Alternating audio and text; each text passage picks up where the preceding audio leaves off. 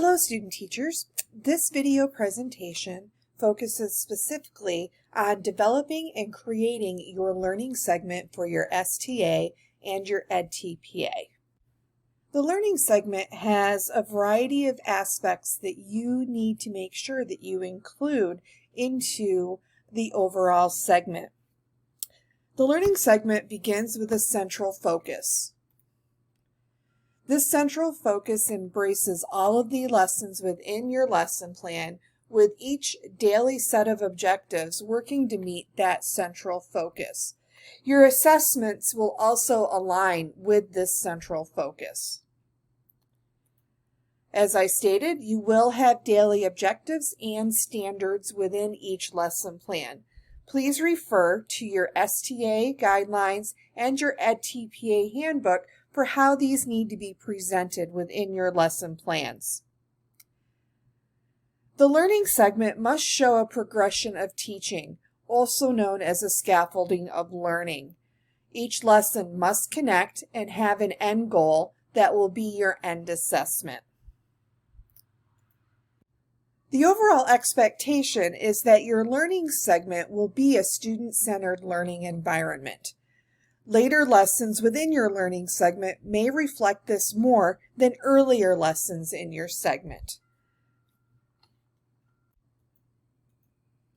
Lastly, the ultimate outcome of the learning segment is that you are assessing student learning based on the planning that you have created, and the student outcomes from your formative and summative assessments will help you plan your future teaching in order to best meet student learning needs. So it's important that you choose the right class. Now, most of you will have multiple classes throughout your student teaching experience. For the STA and EdTPA, you're focusing on one class. It's important that you have a class size that truly constitutes a class size. Please see your Content Area EdTPA handbook for specific expectations for this. For example, in the English EdTPA handbook, a class size is a minimum of 4 students. You need to make sure that your chosen class consists of a variety of learners. At least one student must have learning needs, such as an IEP or a 504. You will also complete a document that is provided for both the STA and EdTPA called the Context for Learning. And this is where you provide all the background information about your class and the environment that you are teaching in. Again, this document is used for both the STA and the EdTPA. Okay, your lesson plans. Now, this should not be new information for you. The learning segment has been discussed in all of your methodology courses, and I believe all methodology courses have provided some instruction on how to create a learning segment. The directions that I have provided here come directly from the STA directions, and these are quite clear. Please take the time to read through these directions and ensure that each of your lesson plans meet the expectations set forth by the STA and EdTPA.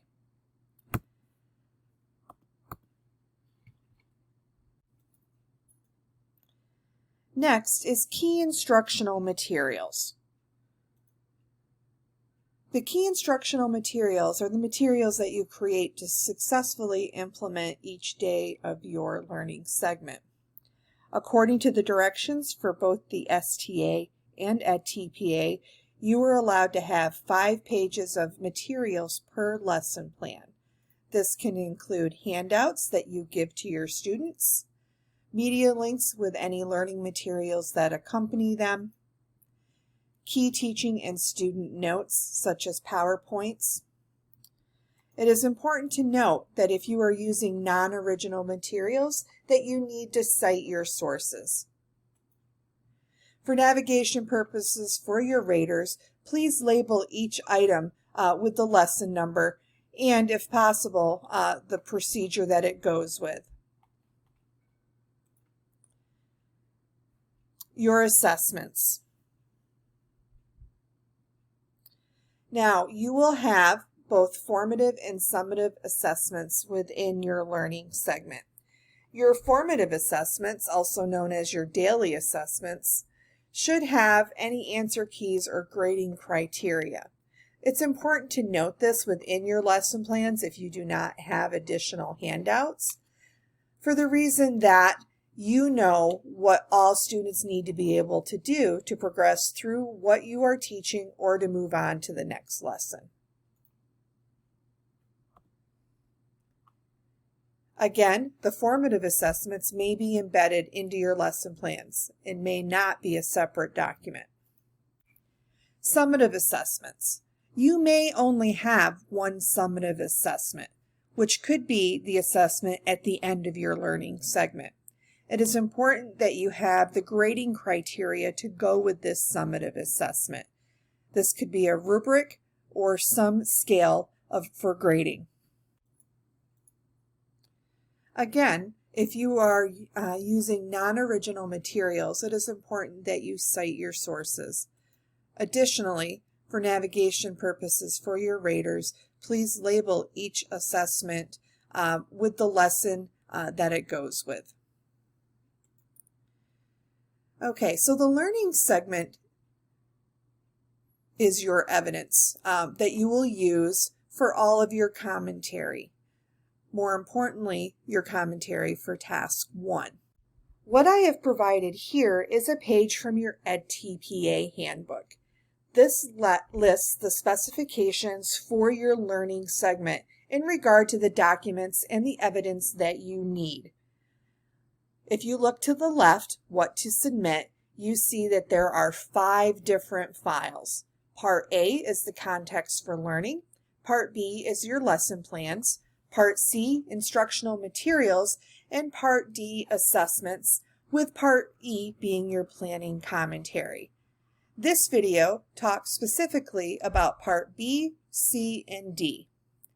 For Part B, this is all of your lesson plans. Again, you can have 3 to 5 lesson plans, and they all must be placed into one file. Please make sure that they are labeled accordingly, such as Lesson 1 and Lesson 2, and also indicate clearly at the beginning of the first plan what the overall central focus to the learning segment is. Part C is your instructional materials. You can have 5 pages per lesson plan, and again, this is your key instructional materials. What constitutes key instructional materials? Those that support your class daily objectives and standards. And then Part D is your assessment tools. There is no limit here. Okay, but it is important that you label appropriately so raters are aware of which assessment goes with which lesson plan. And again, grading criteria is needed there.